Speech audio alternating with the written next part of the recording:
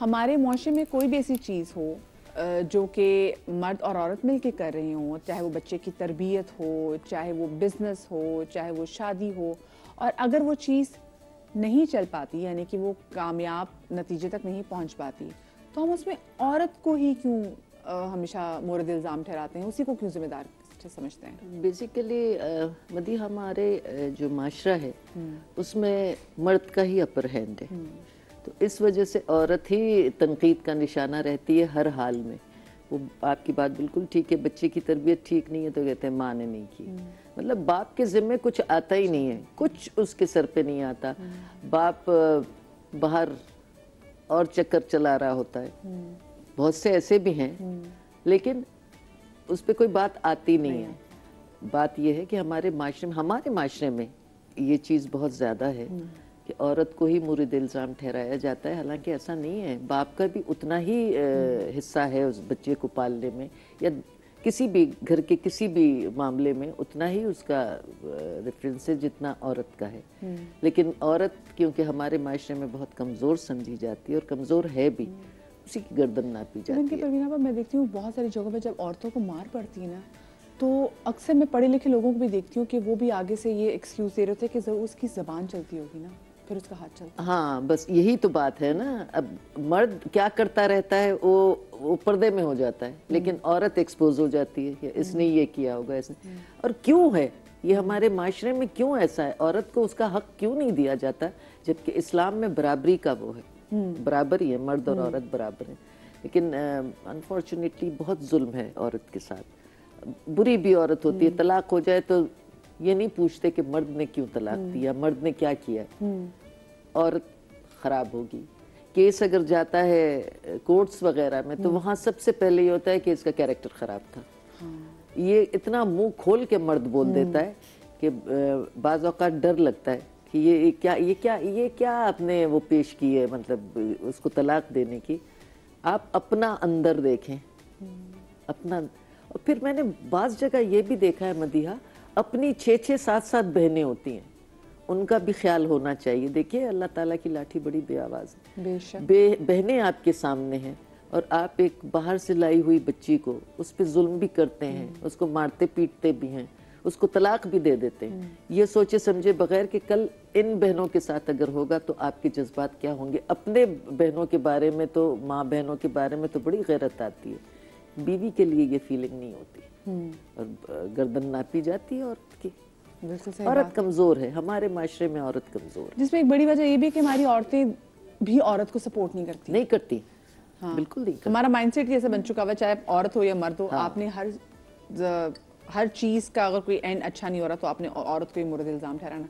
आपको क्या लगता है सलमा कि ये क्यों हमारा सामाजिक बिहेवियर है कि जी हमने हर चीज में औरत को ही कसूरवार ठहराना है? आई बिलीव कि चीज़ें बदल रही हैं, वक्त बदल रहा है। आई बिलीव कि औरत अब इतनी कमज़ोर नहीं है जितनी कि पहले थी, या पहले एक्सेप्टिंग ज़्यादा थी ऑफ एवरीथिंग, अब नहीं है। इसमें इतनी सारी बातें हैं, बहुत पिटूंगी औरतों से, बट लेकिन जहाँ तक तरबियत की बात आती है, हकीकत यह है कि माँ ही तरबियत करती है। I don't disagree with that. Yes, agreed, बाप का बहुत बड़ा रोल होता है, लेकिन वक्त ज़्यादा बच्चे का माँ के साथ हो सकता है। ख़ास तौर पे जो उसके फॉर्मेटिव ईयर्स होते हैं वो उसकी माँ से ही क्लोजनेस होती है और उसका माँ के साथ ही वक्त गुजरता है। इल्ज़ाम ठहराना वो गलत है, लेकिन ये बात गलत नहीं है कि तरबियत माँ ही करती है। तो ये दो अलग अलग चीजें हैं। नहीं, माँ तो मैं इनको मिक्स नहीं कर पाऊंगी। लेकिन अब तो आजकल के ज़माने में तो सलमा हम ये भी देख रहे हैं कि माँ भी इतना ही काम कर रही है, माँ भी जॉब कर रही है, एग्जैक्टली कर रही है। तो फिर वहाँ पे 3-4 चीजें आ जाती हैं ना। पहली चीज ये कि आया कि वो बच्चा किसके साथ रह रहा है, आप किसके जिम्मे छोड़ के जा रहे हैं उसे। दूसरा, फैमिली की कितनी इन्वॉल्वमेंट है, जॉइंट फैमिली सिस्टम है नहीं, so where is the child going. आप उसको बैलेंस कैसे करेंगे? मुझे दकियानूसी कह लें, बैकवर्ड कह लें, कुछ भी कह लें, लेकिन मेरा ये मानना है that as far as upbringing of a child goes, बच्चों की तरबियत, घर का ख्याल, हाँ ये औरत की जिम्मेदारी है। नहीं वो तो आप सही कहा, चाहे आप कुछ भी कर लें, चाहे, हाँ वाकई ये बात है, ये वहाँ हम ये एक सेट सी चीज है, मैं इससे वो नहीं करती। नहीं वो बात बिल्कुल ठीक है सलमा कि औरत ही घर को लेके चलती है। Exactly. लेकिन उसमें बाप का भी कुछ हिस्सा बिल्कुल होता है, बिल्कुल अब होता है। बिल्कुल होता है, मैं मानती हूँ और इस बात तरबियत को। आप सही कह रही है, माँ की तरबियत होती है, लेकिन बच्चे के लिए बाप का भी होना बहुत जरूरी है। और बाप का बिहेवियर माँ के साथ कैसा है वो तो बहुत जरूरी उसके है। ऊपर बहुत असर पड़ता है, बहुत असर बच्चों पे बड़ा असर पड़ता है। और जब ये तलाक और ये सेपरेशन की बात आती है तो सबसे ज्यादा सफर बच्चे करते हैं। बिल्कुल, वो तो सेट गिवन, आई मीन बिल्कुल फर्स्ट बच्चे सफर करते हैं। लेकिन मर्द ये फैसला कैसे कर लेता है? हाँ माँ नहीं कर सकती, माँ नहीं कर सकती, माँ बच्चों को नहीं छोड़ सकती, बाप छोड़ देते हैं। ये हमने देखा है कि जब किसी की डेथ भी हो, जब आपके पार्टनर की डेथ भी हो जाती है, स्पेसिफिकली अगर मेल पार्टनर की डेथ हो जाए, तो जो औरत है वो उन्हीं बच्चों को चाहे सिलाई करके छोटी और जॉब्स करके वो पाल लेती है। लेकिन वही बाप हो और वो बच्चों तो कहते हैं मैं तो इसको पाल नहीं सकता, फिर वो और फिर कहते हैं इतनी उम्र कटी है, अकेले कैसे गुजारी जाएगी, तो इसकी तो शादी करते हैं। औरत के बारे में कोई ये नहीं सोचता। जैसे अभी हमारा स्पेसिफिकली आज टॉपिक भी है ना कि सलमा हमारे यहाँ डिवोर्स जो है ना वो सिर्फ औरत की है, कि आप कहते हैं इसका एक रिश्ता नहीं चला तो बस खत्म, ये खत्म, इसको निभाना नहीं आया, लो जी। तो आपको उसमें लगता है कि उसमें भी ज्यादा औरतों को ही जो है वो लोग उसको जिम्मेदार ठहराते हैं? I think it's a ratio of, अब जाके 70-30 पे तो आ गया। क्योंकि एक वक्त था दैट यस ये कह सकते थे, मगर अब जरूरी नहीं है कि यही बात कही जाए। It's not a must. I think ज़्यादातर अब हम फैक्ट्स देख लेते हैं, फिर डिपेंड ये भी करता है कि आप किस सोच से आ रहे हैं, आपका कितना आपका एक्सपोजर है, कितना आप खुल के सोचने को तैयार हैं, कितने तंग नज़र हैं, कितनी आपकी you know. But so I think it's creating a balance. ज़रूरी नहीं है कि औरत को ही कसूरवार ठहरा जाए। ऐसा भी होता है कि बहुत सारे ऐसे केसेस होते हैं जिनमें मर्दों की धज्जियाँ उड़ा दी जाती हैं, जो कि हम अगर अपनी इंडस्ट्री की तरफ भी देखें तो भरे पड़े हैं। वी हैव एग्जांपल्स ऑफ मतलब तो बात ही तो वो वाली बात ऐसा नहीं है। लेकिन बाकी इंडस्ट्री के लोग फिर भी कितने होंगे, मतलब हार्डली 1% भी नहीं होगा। मगर कहने का मकसद ये है कि वही मैंने कहा कि डिपेंड करता है कि आपका एक्सपोजर कितना है, आपका विजन क्या है, आप किस घर से आ रहे हैं, आपका। But obviously I think slowly and gradually ये बात समझने और एक्सेप्ट करने वाली है, और जैसे जैसे एक्सपोजर बढ़ता जाएगा, लोगों का जहन खुलता जाएगा, तो होपफुली ये चीज़ें बेहतर हो जाएंगी। हुई हैं, मैं ये नहीं कह सकती कि नहीं हुई, वही आ गई मैं कि नहीं, things have changed. I can't say पूरी तरीके से, लेकिन लिमिटेड सर्कल में ना। मुझे बताया, मैं नबीहा, हम अपने मुआशरे में देखते हैं, हमारे यहाँ ख़वातीन लिटरली बहुत एब्यूसिव रिलेशनशिप भी देखे हैं, लेकिन जहाँ पर जिनकी बेटियाँ हों वो औरतें डिवोर्स नहीं लेती हैं। उनसे पूछा जी आप इतने एब्यूसिव रिलेशनशिप में हैं, आपके मियाँ आपको मारते हैं, आप उनसे अलहदा नहीं होती, आप सेपरेशन में भी नहीं जाती, तो कहती कि क्योंकि मेरी आगे बेटियाँ हैं, मैंने अगर डिवोर्स ले लिया, मैंने इस आदमी को छोड़ दिया, तो लोगों ने कहना है कि लो जी इसकी तो माँ वैसे बड़ी बोल्ड थी, उसने अपना मियाँ छोड़ दिया था, तो फिर मेरी बच्चियों की शादी कैसे होगी। फिर देखे ना, औरत जिंदगी में बहुत सारी चीजें बर्दाश्त भी करती है, सिर्फ एक इस चीज से बचने के लिए कि अल्लाह मेरी डिवोर्स ना हो, वरना मेरी बच्चियों का फ्यूचर खराब हो जाएगा। तो सोचे जहाँ पर हो जाती है वहाँ पर चीजें कितनी बदल जाती हैं। जी बिल्कुल ऐसे ही है मदीहा। बेसिकली इंसान का सबसे बड़ा दुश्मन ना उसका दिमाग है। ये दिमाग जो है ना वो आपको ये सोचने पे मजबूर करता है, अजियत वाले लम्हात ला के आपके सामने जो है वो रखता है। और ये अजियत वाले लम्हात जब वो औरत सोचती है ना तो उसके सामने मजबूरियाँ आ जाती हैं। जैसे आपने अभी मुझे जो है वो एक मेरे से सवाल किया कि वो औरत जो अब्यूजिंग लाइफ गुजार रही है, जो डोमेस्टिक वायलेंस में है, लेकिन अपनी बेटियों की वजह से वो एक शौहर के साथ जो है वो निभा रही है, तो ऐसा क्यों? ऐसा इसलिए है कि उसका दिमाग ये कबूल करने के लिए तैयार नहीं है कि वो जो करेगी वो सही है या गलत। उसके फैसला करने की जो सलाहियत है वो मांद पड़ चुकी है साइकोलॉजिकल पॉइंट ऑफ व्यू से।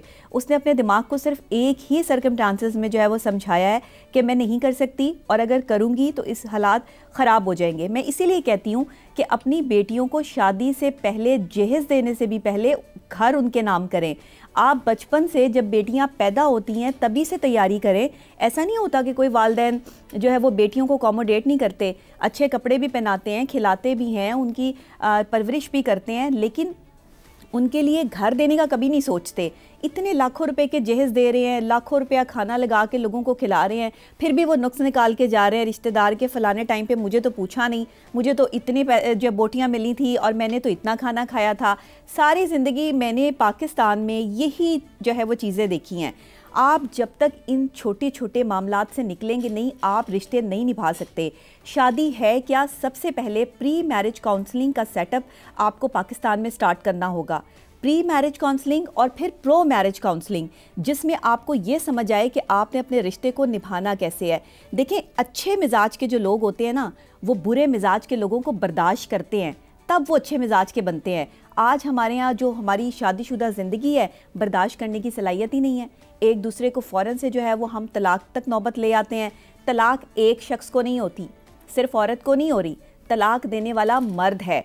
बेसिकली मर्द ने तलाक देनी है तो तलाक होनी है। खुला भी दायर अगर करेगी औरत तो भी तलाक मर्द ही देगा। इसलिए मर्द को ये चाहिए कि वो अपने, मैं हमेशा कहती हूँ, घर बसाने हैं ना, तो मर्द जो है वो साइकोलॉजिकली पॉइंट ऑफ व्यू से एक काम कर लें कि अपने गुस्से को कंट्रोल कर लें, और औरतें जो है वो एक काम कर लें कि अपनी ज़ुबान कंट्रोल कर लें। आपका घर बस जाएगा।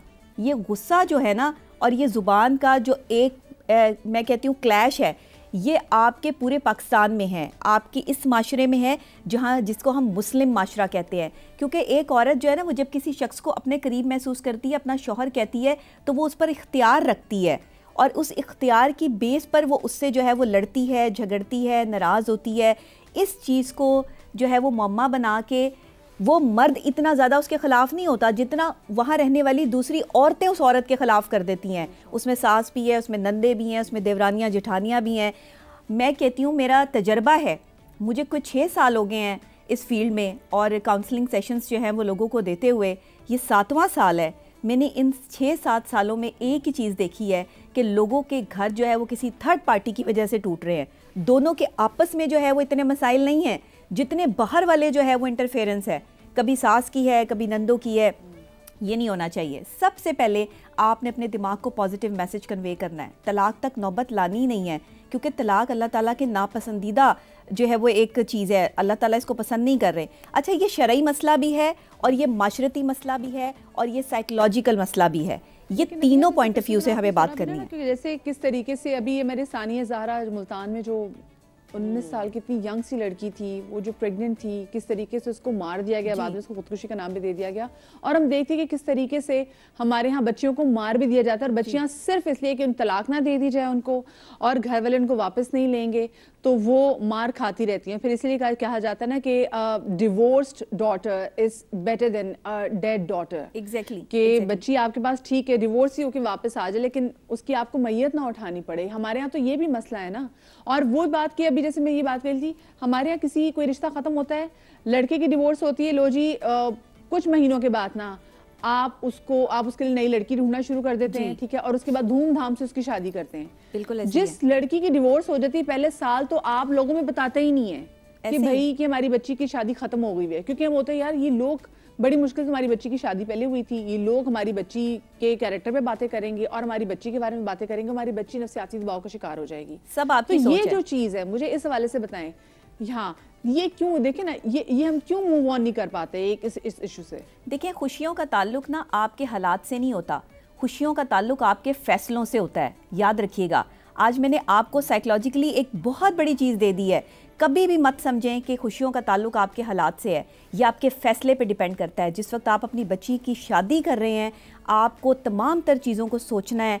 अगर उसकी किस्मत में तलाक है तो आप उसे रोक नहीं सकते हैं। इसीलिए कहते हैं कि बेटियों की किस्मत की दुआ देते हैं लोग, लेकिन वालदैन को यहाँ चाहिए कि अगर उनकी बेटियों को तलाक हो जाती है तो तलाक इस्लाम में ही है, मौजूद है, रखी है कि मियाँ बीवी अगर रिश्ते को नहीं निभा सकते तो तलाक हो सकती है। तलाक कोई बहुत बड़ा दाग नहीं है औरत के जो है वो कि औरत को जो है वो दाग समझ के इसमें कबूल किया जाता है कि ये औरत पे दाग है। तलाक मर्द दे रहा है और मर्द अपनी मर्जी से तलाक दे रहा है तो औरत को तलाक हो रही है। जिस वक्त मर्द अड़ जाते हैं ना कि मैंने इसको तलाक नहीं देनी, मैंने अपना घर नहीं तोड़ना, वहाँ घर बस भी जाते हैं।